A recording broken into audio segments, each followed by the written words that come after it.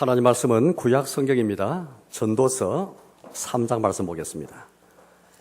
구약 성경 전도서 3장, 구약 성경 950쪽을 보겠습니다.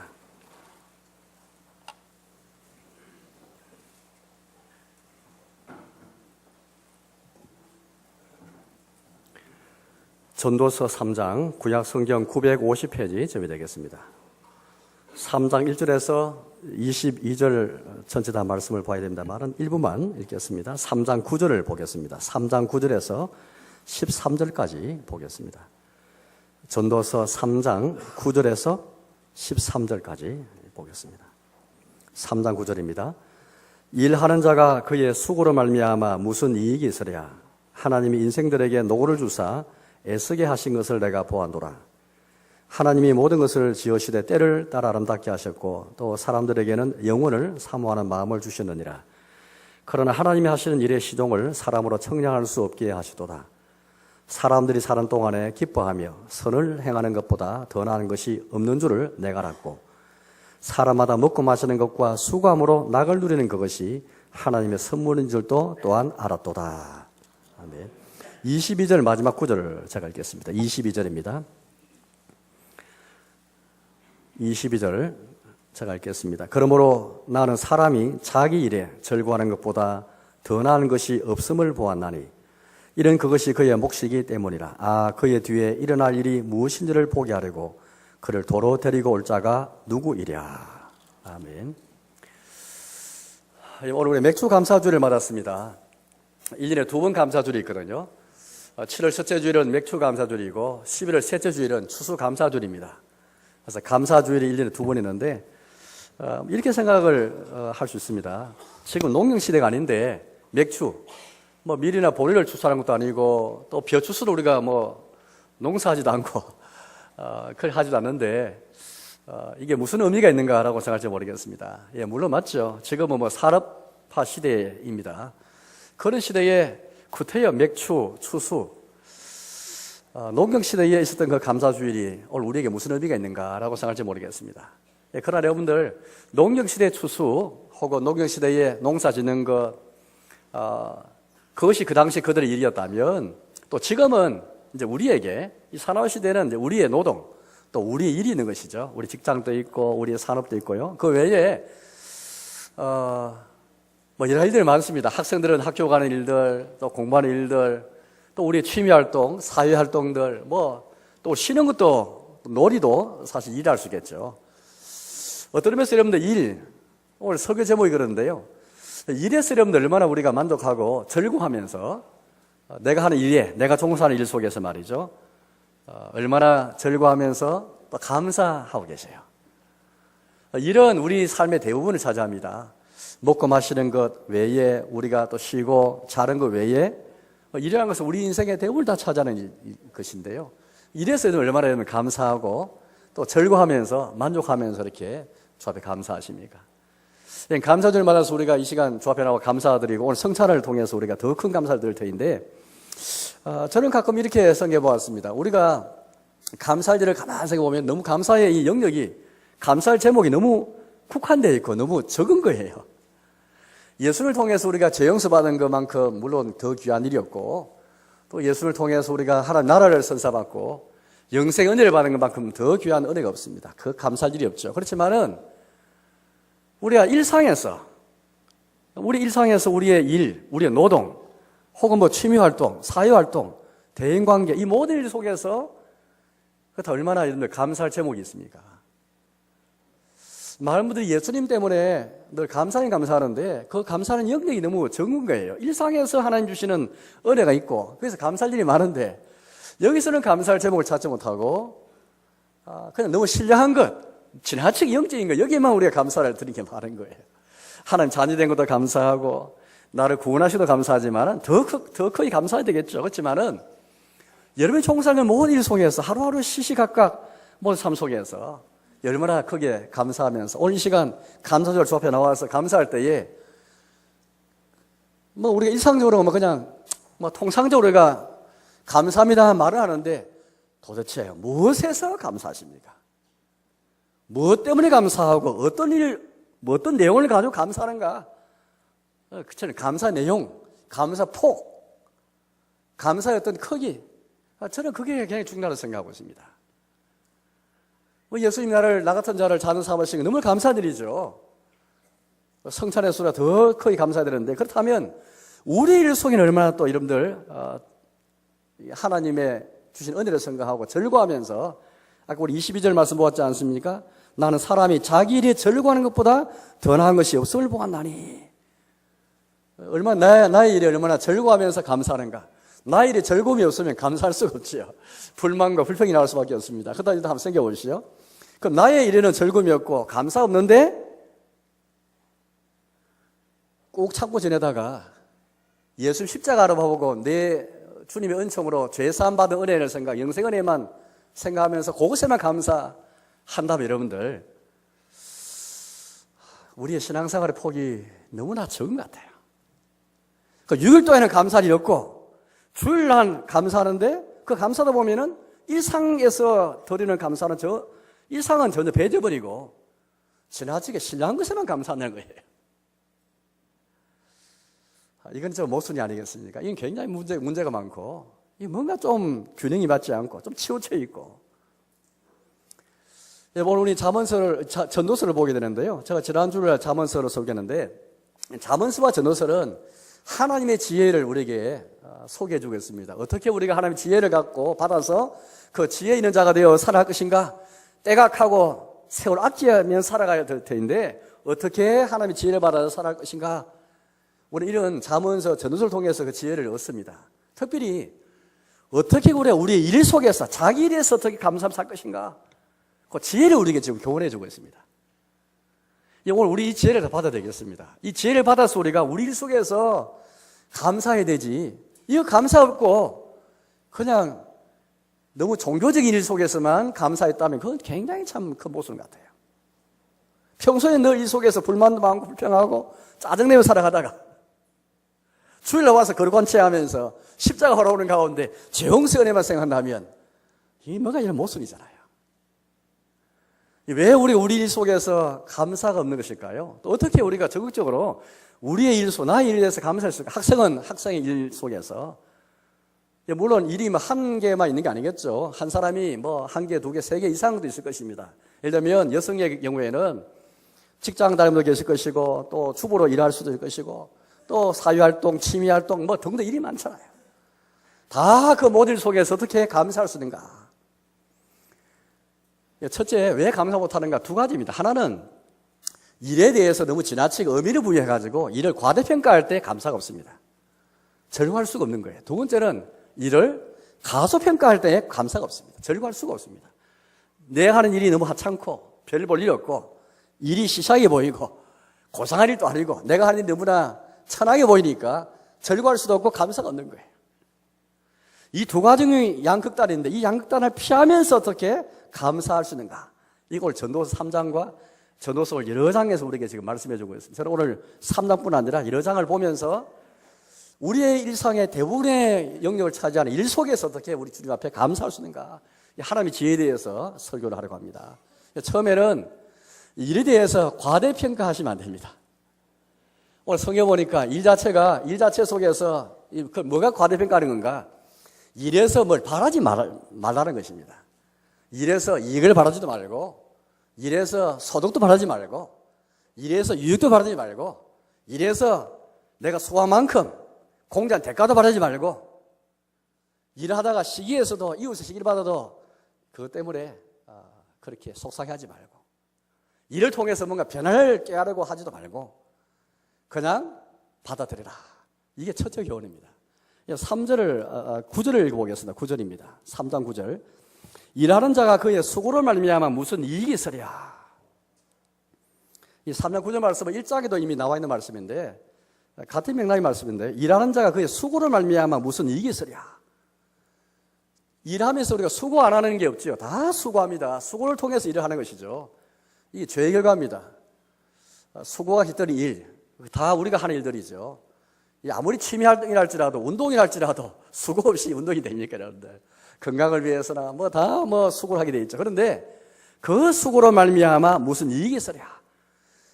그 일을 통해서 수고가 곁들여 있지만은 그 수고 속에서 일을 바라보면서 헛된 것이다. 이익을 바라보면서 헛된 거 너무나 바람을 잡는 것이다. 그렇게 우리가 말씀하고 있습니다. 이게 무슨 뚱딴지 같은 말씀일까요? 일을 하면서 왜 이익을 바라보지 않는 사람 누가 있습니까? 그런데 여러분 가만히 생각해 보십시오. 그러면 여러분들 일하다가 우리가 수고를 많이 했는데 내가 기대하는 이익이 없다. 내가 바라는 이익이 없고 도리어 손해가 났다. 그러면 우리는 감사하지 않는 게 당연합니까? 이거 어떻게 생각하세요? 그럼 이익이 없으면 감사하지 않고 손해가 있으면 그것을 여러분들 그냥 불평하는 것이 당연할까요? 오늘 이 선언서 말씀 우리에게 인생의 타락한 인간 세계의 현실을 적나라하게, 정직하게, 진실하게 우리가 직면할 것을 요구하고 있습니다. 현실을 우리가 너무 이렇게 직면하지 못할 때 많거든요. 그러면서 우리가 대충 감사하고, 그냥 상투적으로 감사하고, 그래, 감사는 말은 하는데 내용이 없어요. 실제가 없는 거죠. 실제는 없는 채 말만 미사여구를 그렇게 갖다 붙여가지고 기도할 때 감사한다는 것이죠. 이래서는 감사 없으면서 그럼 손해보면 감사하지 않는다는 것입니까?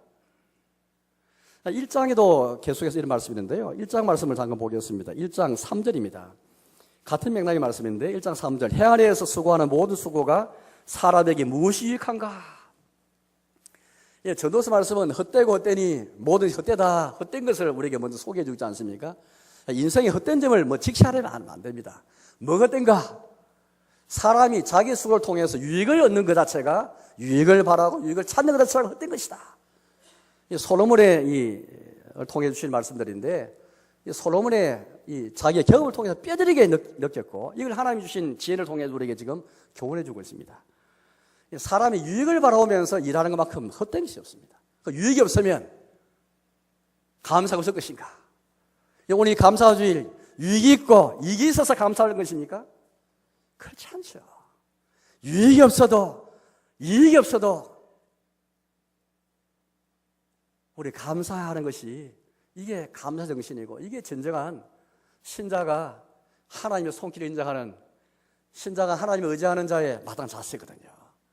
그 외에도 소득이 없어도 그렇게 우리는 감사해야 되는 것입니다.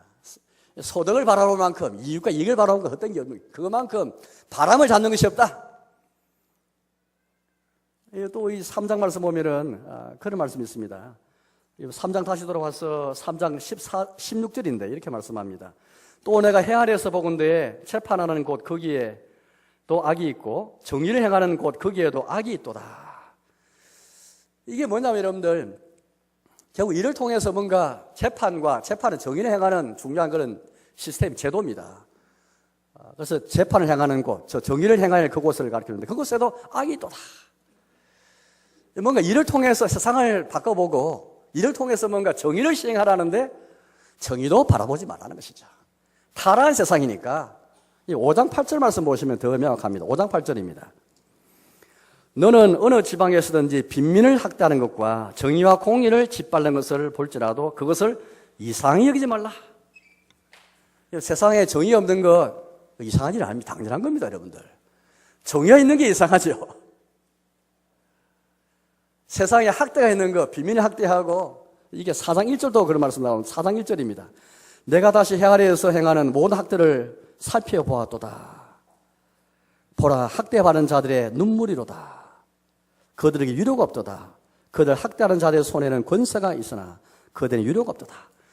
사람들이 이를 통해서 뭔가 권세를 잡아보고 권세를 통해서 뭔가 빈민들을 잘 봉사하고 정의를 시행하겠다 꿈을 펼치는데 그거 바라보지 말라는 것입니다. 이 말은 정의 자체를 부정하는 게 아니고요.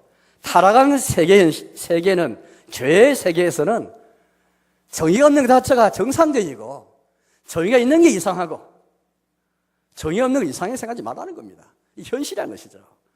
따라서 일 속에서 물론 일 속에서 정의를 당연히 추구해야 되겠죠. 그러나 거기에 있어서 없다 할지라도 정의가 없으면 여러분들 감사 안 할 겁니까? 우리 주변에 재판이 있는 곳에 정의해야 할 곳에 정의 없다 해서 그럼 여러분들 감사가 없어야 될 것입니까? 그렇지 않죠. 이미 아까 1장 말씀 우리가 좀 보았는데 1장에 우리 잘 아는 말씀이 1장 9절의 말씀입니다. 이미 있던 것이 후에 다시 있겠고 이미 한 일을 후에 다시 할지라 해 아래는 새 것이 없나니. 우리 너무 잘 아는 말씀이죠. 1장 9절 말씀. 해 아래는 새 것이 없다. 이를 통해서 뭔가 새 것을 추구하는 것 헛된 게 없습니다. 뭔가 새롭게 해보겠다. 같은 맥락의 말씀인데 1장 15절입니다. 구부러진 것도 곱게 할 수 없고 모자란 것도 셀 수 없도다. 이 구부러진 것, 이 곱게 펴기 위해서 애를 쓰는 거예요. 여러분 이를 통해서 뭔가 굽은 것을 곱게 펴는 일을 내가 해보겠다. 뭔가 변화를 꾀하겠다. 계획을 해보겠다. 혁신을 이뤄보겠다. 예, 물론 하나님의 은혜 주시면 우리가 혁신도 할 수 있고 정의도 우리가 나타날 수 있고 또 새롭게 나타날 수 있습니다. 그러나 아까 1장 9절 말씀한 것처럼 전체들 올 때 해 아래에서 역사에서 새 것이 없도다.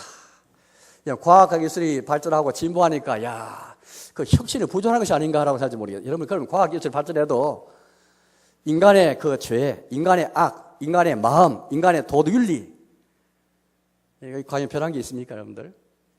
없잖아요. 부모가 아이들한테 뭘 기대를 많이 합니다. 요것도 바라고 저것도 바라고 공부도 좀 잘하기를 바라고 좋은 학교 가기를 바라고 다 바라죠. 그 부모 마음 자체가 나쁜 건 아닙니다. 그러나 오늘 말씀 보니까 지나친 기대는 오히려 부모의 마음을 속상하고 자녀의 관계가 틀어져 버리죠. 부모가 자녀에게 지나친 기대가 가르면 부자 간의 관계가 정상일 수가 없습니다. 속만 상하고 이 과대평가하니까 있는 걸 받아들여야 되는데 받아들일 수 없는 거예요. 자녀들의 뿐만 아니라 여러분 일 속에서도 지나치게 여러분들 이익과 유익과 소득과 심지어 공정한 대가와 공정한 보상도 받아서는 안 됩니다. 일전에 제가 전후서 9장 말씀 본 적이 있는데요. 달리기를 잘하는 사람에 의해서 빠른 경주자에서 선창하는 것이 아니며 그 말씀 보았습니다. 왜? 사람에게 주어진 시기와 기회가 다 다르기 때문에 하나님 주시는 시기와 기회가 적당해야 본래 빠른 경주자가 선착 1등할 수가 있습니다. 달리기 항상 잘하는 사람이 항상 1등하는 게 아니에요. 하늘의 기회가 있어야 되거든요. 쉽게 말하면 내가 열심히 한 만큼 항상 공정한 대가 보상이 있는 게 아닙니다. 역사 이래로 여러분들 항상 우리 사람의 수고만 공정한 임금, 공정한 그런 대가가 항상 주어진 적이 있습니까? 모르 이 말은 그걸 위해 힘쓰지 말라 그런 뜻은 아니죠. 그러나 설사 거기에 주지 못한다 할지라도 감사하지 못할 명분이 되지 못한다는 것이죠. 우리가 회사에서 또 사업하면서 공연 대가를 못 받았다. 월급 제대로 못 받았다. 감사가 그럼 없을 것입니까? 전혀 그렇지 않습니다. 자녀들이 그럼 내 부모의 기대만큼은 이루지 못했다 했을 때 감사 제목이 없어야 됩니까? 도대체 감사주는 도대체 무엇 때문에 감사주는 것입니까? 이익이 있어야 감사하고 변화가 있어야 감사하고 새 것이 있어야 감사하고 월급을 많이 받아야 감사하고 그거는 세상에서 할 수 있는 것입니다. 그러나 우리가 이 믿음의 세계에서는 그럴 수 없는 것이죠. 솔로몬을 우리 잘 압니다. 솔로몬 이 전도서 기록했는데 2장 말씀 보면 솔로몬이 자기를 위해서 뭔가 미친 짓도 해보고 낙을 위해서 우성과 희락을 한번 얻기 위해서 이것도 해보고 저것도 해봅니다. 사업도 크게 하고 집도 지어보고 건축도 해보고 포도원도 짓고 동산도 짓고 동산에 나무도 심고 온갖 열매를 그리 취하고 또 처첩들을 두고 노예를 거느리고 많은 금은 모화를 쌓고 2장에는 말씀드립니다. 솔로만큼 이것저것 안 해본 사람이 없죠. 솔로만큼 왕의 지위에 있으니까 많은 걸 안 해본 게 없습니다. 다 경험해봤습니다. 뭔가 선한 일을 찾기 위해서 해봤고요. 자기를 위해서 의미 있는 일을 해보게 되었습니다. 파우스트라는 소설에 보면은 자신을 위해서 뭔가 자기 일 속에서 자기 완성, 자아 실현, 흔히 일을 통해서 자기를 완성한다, 자기를 찾는다, 자기를 신한단 말이 있죠. 뭔가 자기를 찾기 위해서 일을 하는데 마귀에게 영혼을 팔면서까지 자기 사업을 크게 벌이면서 일 속에서 자기 사업 속에서 자기를 찾으러 갑니다. 그러면서 마귀한테까지 영혼을 팔아버려요. 솔로몬 역시 마찬가지예요. 솔로몬도 오면 뭔가 일 속에서 선한 일을 찾기 위해서 열심히 일을 하고 미친 짓도 해보고 웃음과 희락도 찾아보고 온갖 거 다 해봤는데 결론은 뭐냐 하니까 2장 말씀 보면 이런 고백이 나오고 2장 17절입니다. 2장 17절 이러므로 내가 사는 것을 미워하였노니 이는 해 아래에서 하는 일이 내게 괴로우며 모두 다 헛되이 바람을 잡으려는 것이기 때문이다. 18절입니다. 내가 해 아래에서 내가 한 모든 수고를 미워하였노니 이는 내 뒤를 이을 이에게 남겨주게 됨이라. 이 장은 이제 아까 사업을 다 해봤는데 결론은 뭐냐 하니까 이겁니다. 사는 그 자체가 미운 거예요. 삶 자체를 그렇게 환멸 느끼고 사는 것 자체가 싫은 거예요. 그러니까 죽기를 바라고 있는 겁니다. 자기 열심히 일 해보니까 아무 의미 없는 거예요. 그런데 사람은 자꾸 일 속에 뭐 의미를 찾고 지나친 의미를 부여하고 일 속에 자기를 찾는다. 일에서 뭔가 추구한다. 지나친 일을 과대평가해가지고 이렇게 할 경우에 그 의미를 찾지 못했을 때에 일에서 실망하면서 동시에 삶 자체를 미워하게 되는 18절 말씀 보니까 자기가 한 모든 수고 자체도 미워한다. 왜냐하니까 그걸 열심히 수고했는데 죽을 때도 이 수고 열매를 가져가지 못하고 또 자기의 뒤를 이을 자에게 자식들에게 물려주게 되는 것이니까 그게 너무 험한 거예요. 이 생각하니까 너무 험해가지고 인생을 삶 자체를 미워하고 모든 일 자체를 다 미워했다. 이게 솔로몬의 결론이었습니다. 일하다가 때로는 시기를 받을 때 있죠. 4장 말씀 보니까 4장 4절에 보니까 이런 말씀이 나옵니다. 4장 4절입니다. 내가 또 본즉 사람이 모든 수고와 모든 제도를 말미암아 이웃에게 시기를 받는 이것도 헛되이 바람을 잡는 것이로다. 일을 과대평가해가지고 일을 열심히 하면은 일 열심히 안 해도 나의 재주나 나의 일 때문에 시기를 받게 되는데 일에 너무 올인해버리면 이웃에게 다 시기를 받게 되었습니다. 이게 현실이거든요.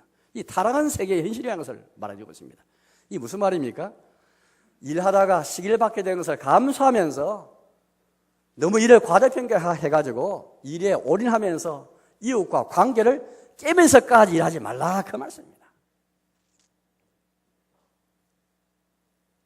이어지는 말씀 보니까 7절 8절 말씀에도 이어지는데 4장 7절 8절입니다. 내가 또다시 해 아래에서 헛된 것을 보았도다. 8절 어떤 사람은 아들도 없고 형제도 없이 홀로 있으나 그의 모든 수고에는 끝이 없도다. 이 사람은 형제도 없고 결혼도 안 해 자식도 없어요. 그런데 얼마나 일을 열심히 하니까 일에 목숨을 걸고 있습니다. 가끔 일에 목숨을 거는 사람들 있죠. 이게 막 어떤 일이 없습니다. 이런 일은 우리 목숨을 걸 것이 아닙니다. 이웃에게 시기를 받을 수도 있고 또 보니까 이렇게 일에 목숨 거는 사람이 뭐라 생각합니까? 뭐라 말합니까? 아들도 형제도 없이 열심히 수고했었는데 일 열심히 수고해놓고도 내가 누구를 위해 수고하는가? 다 자기를 위해 수고해놓고 내가 누구를 위해 수고하는가? 한탄하면서 끝에 4장 8절 끝에 이렇게 말합니다. 나를 위하여는 행복을 누리지 못하게 하는가? 하여도 이것도 헛되이 불행한 노고로다. 행복을 못 누리는 거예요. 가족도 없고 아무리 형제도 없이 열심히 수고해놓고 행복을 위해 수고해놓고 행복도 못 누리고 오히려 거꾸로 불평하고 있는 것이죠. 나는 불행하다. 내가 이 수고해놓고 이 수고가 다 누구한테 간단 말인가. 따라서 여러분들 일은 우리가 그렇게 과대평가할 수 없는 것입니다. 과대평가하면 여러분들 결단하고 일에 절거할 수 없고 절거할 수 없으면 감사가 안 나옵니다. 오늘 매출 감사주를 무엇에 해서 우리 감사할 것입니까? 6일 동안 일상일에서 감사해야 되지. 이걸 감사일 제쳐놓고 무엇에서 감사하냐 말입니까? 물론 예수님의 은혜 생각하면은 십자가 은혜 생각하면 내가 죄 용서받고 나 같은 죄인이 이런 영생의 구원을 받는 건데 감사하지만 그러나 평상시에 감상 없이 살아가다가 주일날 와서 십자가 그때와 십자가 붙잡고 제 용서의 은혜 받은 감사한다면 이게 뭐가 모순이 아닐까요? 하나님께서 나의 모든 일상의 삶을 선물로 주셨는데 이걸 생각하지 않아요. 감사가 없는 겁니다. 일에 과대평가하는 것, 일에 지나친 의미를 부여하는 것, 일에 이익도 바라지 말고 서로도 바라지 말고 공자 대가도 바라지 말고 변화도 바라지 말고 내가 그 속을 다 누리지 못한다 할지라도 자식에게 의무를 준다 할지라도 우리 역시 감사하는 마음을 가져야 되겠습니다. 이를 과대평가에 하면은 자기 인격이 파괴되고 하나님과 관계도 깨어지고 이웃과 관계도 깨어지고 가족과의 관계도 다 깨어지게 되는 것입니다. 두 번째는 일에서 과소평가하면 역시 마찬가지입니다. 과소평가도 되는 것도 역시 이제 극단적인 것인데, 과소평가다는 말이 무슨 말입니까? 일을 너무 지나치게, 일을 내가 하는 일이 괜히 하찮은 일이고 시시하고 작은 일로 보는 거예요. 그러나, 그러니까 뭐 이익도 없고 소득도 없고 월급도 없으니까 내놓기도 뭐 하고, 월급이 많아야 일에 의미가 있습니까? 도대체 소득이 많아야 공연 대가를 받아야 대기업에 취직해야 그때 감사할 수 있고, 뭔가 화이트 칼라 일을 해야 저 3D 노동의 일은 그냥 시시한 일이고 더러운 일이고 그런 일들입니까? 조선시대처럼 아주 그냥 책상에 앉아가지고 그냥 선비들처럼 그런 일만 고상한 일이고 노동한 일은 그럼 하찮은 일이란 말입니까? 사회에서 비판을 받는데 하물며 성경에서는 일에 구별이 없는 것입니다. 일이 사회에 기여한다면, 일이 정의에 합당한 일이라면, 공고의 유익을 위한 일이라면 일에는 귀천이 없는 것이죠. 오늘 성경 우리에게 분명히 말합니다. 아까 3장 9절 말씀한 것처럼 무슨 이익이 있으랴, 이익이 없어도 일 그 자체가 하나님의 선물이다. 아까 3장 13절 말씀 보았지 않습니까? 사람마다 먹고 마시는 것과 수고함으로 낙을 누리는 그것이 하나님의 선물인 줄도 또한 알았도다. 비록 수고가 있지만은 먹고 마시는 것, 또 수고했다 할지라도 그 속에서 낙을 누리는 그것이 하나님의 선물이다. 이건 하나님의 선물을 안 보고 무엇을 하나님의 선물을 본단 말입니까? 아까 3장 22절도 마찬가지죠. 3장 22절, 그러면 나는 사람이 자기 일에 절구하는 것보다 더 나은 것이 없음을 보았나니. 하나님은 우리의 유익과 이익과 관계없이 일 그 자체가 하나님의 선물이기 때문에 사람 보기에는 3D 업종이고 시시하고 작은 일 할지라도 무시하면 안 된다는 것입니다. 주님이 주신 선물인데, 주님이 주신 선물이기 때문에 이익이 없어도 손해가 되어도 공예가 못 받아도 일이 하찮은 걸 3D 업종이 할지라도 하나님이 주신 일로 생각하고 자기를 만족하는 것, 즐거워하는 것, 이게 성령의 노동관인 것입니다. 저는 우리 신앙생활에서 균형이 깨질 때 참 많습니다. 주일에 와서는 예배에 감사드리는데 평일날에 감사가 없어요. 주일에 와서 감사 기도를 하고 감사 찬송한다는데 내용을 보면 너무 빈약한 거예요. 너무나 빈약하고 피상적입니다.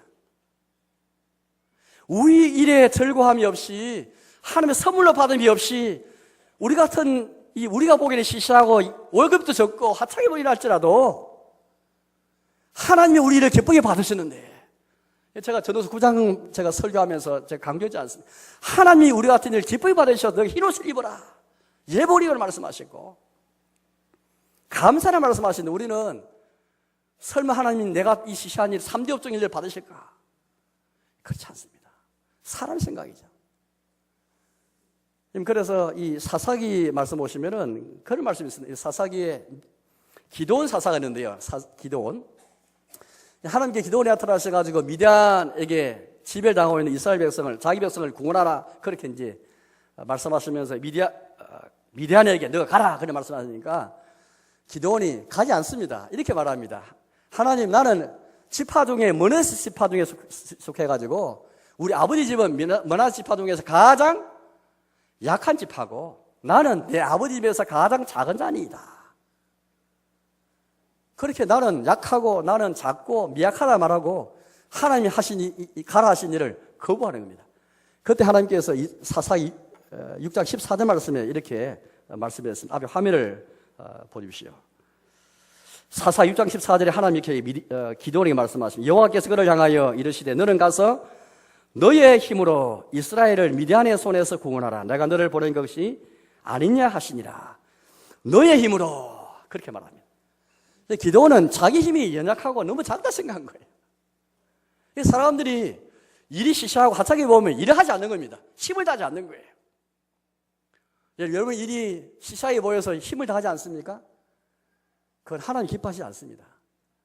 이 두 가지 잘 생각해야 되는데, 하나는 어떤 면에 일을 바라는 것 자체가 헛되고 무익하기 때문에 한편 바람을 잡고 헛된 점이 있습니다. 동시에 일 자체는 유익과 이익과 관계없이 하는 선물이기 때문에 힘을 다해야 됩니다. 우리 9장 말씀 보겠습니다. 9장 10절 말씀인데요. 읽어보겠습니다. 9장 10절. 제가 전도서 9장 설교할 때 이 말씀을 보았는데 9장 10절 말씀을 읽어보겠습니다. 9장 10절. 너 손이 이를 얻는 대로 힘을 다하여 할지어다. 너가 장차 들어갈 소원에는 일도 없고 계획도 없고 지식도 없고 지혜도 없음이니라. 이 보니까 너 손이 일을 얻는 대로, 이 일이 우리 사람 생각이 비천한 일이든 3D 업종이든 좋은 일이든 간에 상관없이 일을 얻는 대로 하나님의 선물이니까 일을 얻는 대로 힘을 다하여 할지어다. 우리 일을 가리잖아요. 일을 가리는 것을 여러분들 참 좋지 못합니다. 우리 기독인 앞장서 가지고 더 하나님 주신 선물로 생각하고 은사와 재능을 다해서 손에 일을 닿는 대로 열심히 일하는 게 성능적인 그런 노동관리지, 내가 힘이 없다 해가지고 하나님께서 이 기도원에 하신 말씀을 우리 윤회해 드리는 것입니다. 11장도 읽어보니까 그런 말씀이 11장 4절 말씀인데 이런 말씀이 있습니다. 11장 4절입니다. 풍세를 살펴보는 자는 파종하지 못할 것이요 구름만 바라보는 자는 거두지 못하리라. 일을 열심히 하라는 겁니다. 너 풍세만 살펴보고 너무 신중한 거죠. 풍세를 살펴보고 구름만 바라보니까 일을 하지 않고 계속 일을 미루는 겁니다.